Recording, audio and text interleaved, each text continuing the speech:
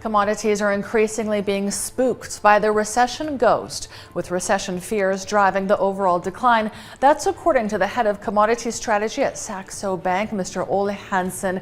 And he joins us now. Thanks so much for joining us to shed some light on what's really happening right now. We've seen oil prices rise for the past few sessions. And at the G7 meeting, we heard President Macron talking to President Biden and saying that the United Arab Emirates and Saudi Arabia, that their output is actually limited. What is your take on oil?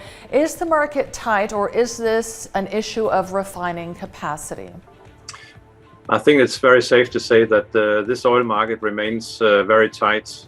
We've just been through a correction, but considering the weakness we've seen across some of the other commodity sectors, this correction has been relatively shallow in the oil market. So it should maybe just taken out some of the speculative froth in the market that always occur when the market moves in a one-sided direction, as it's been for a while.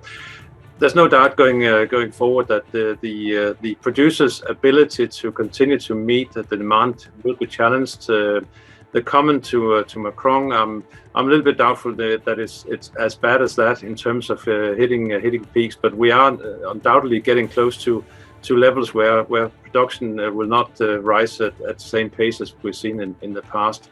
At the same time, also geopolitical uncertainties. We all know about Russia and their ability to produce over the coming months, and also minor producers like Libya and Ecuador, where we got political unrest, which is also adding to the equation. So overall, we have a market where we should watch the refinery margins, refinery prices more than the crude oil price, because that's really where we see the tightness, and that tightness, I think, is not going to go away anytime soon unless we really have a sharp reversal in global economic activity, and so far I don't see that coming.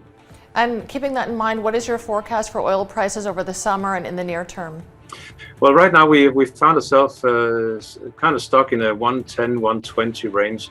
I think that will be the range we'll see at the beginning of the quarter, but generally I'm still worried that we need to see prices that are high enough for really to curb demand around the world. So instead of a specific price forecast, I used a $90 to $120 range during the second quarter. We stayed around the high end of that throughout the quarter. I think for the coming quarter, I don't see it lower than 100 if recession worries increases, and on the other and the upside, I think there's a risk somewhere between 120 and 30. Despite record Russian wheat production, you forecast continued post-harvest tightness, and we also have the issue of Ukraine not being able to sell its wheat, to export its wheat. Where could we see wheat prices, assuming that the Ukraine war continues in the near term? Well, we are luckily, I would say, because generally we like to see commodity prices rise to create prosperity for producers. But when it comes to food commodities, I think that we all agree that we like to see prices stable to lower. And right now we are seeing prices starting to stabilize around the world. There are some good signs of a good crop coming out of Australia, which will support the supply. But you're absolutely right with regards to Ukraine. That will be the main focus as we head into the autumn, because if we don't get the silos emptied before the next crop arrives within the next month or two, then we will see market remaining tight into the winter, and that obviously will keep prices unfortunately elevated. So I see signs of hope that we may be past the worst point here, but we're not, as you say, out of the woods yet, because we need to see how the crop outlook, both in Europe and North America, how that develops over the coming weeks. And as you mentioned, I mean, there are concerns that these aggressive central bank interest rate hikes are eventually going to hurt growth and in turn reduce demand for commodities. Besides the war and its impact on wheat, what commodities are in lower demand right now because of the rising inflation we're seeing around the world? Well, the combination of rising inflation worries and recession risks, I think we have to combine that with what's happening in China, where we had this prolonged lockdown, which has lasted for, I think, probably a lot longer than most people would have expected.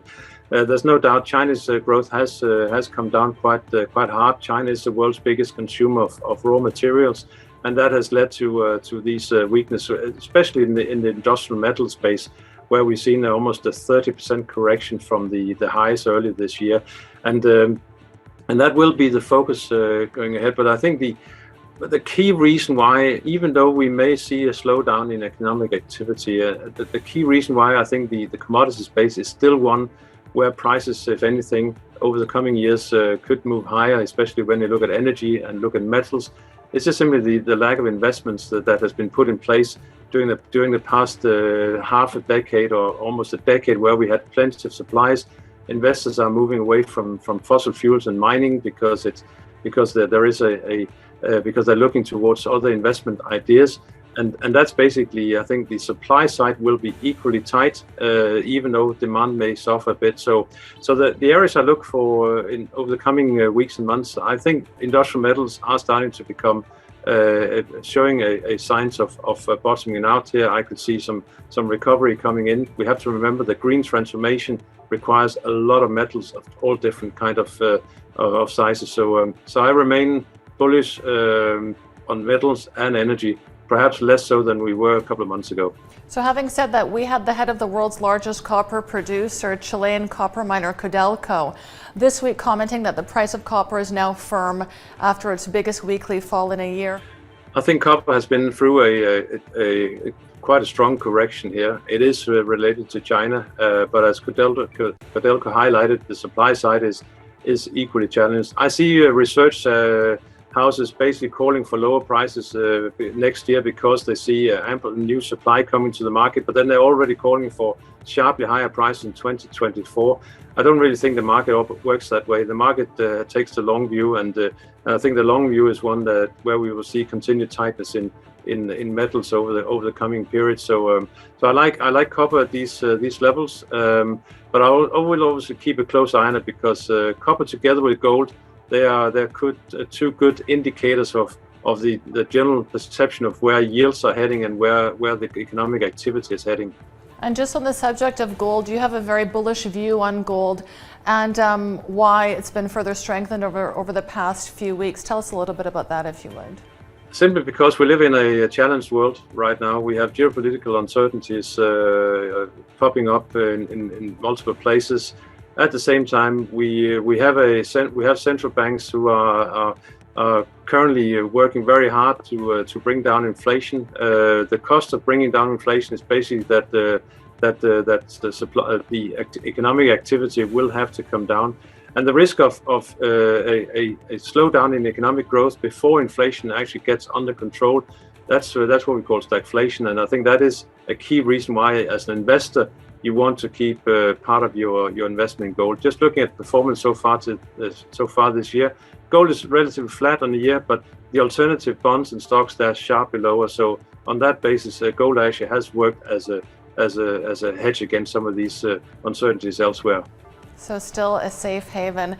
Head of Commodity Strategy at Saxo Bank, Mr. Ole Hansen, thank you so much for joining us today. Pleasure. Thank you for having me.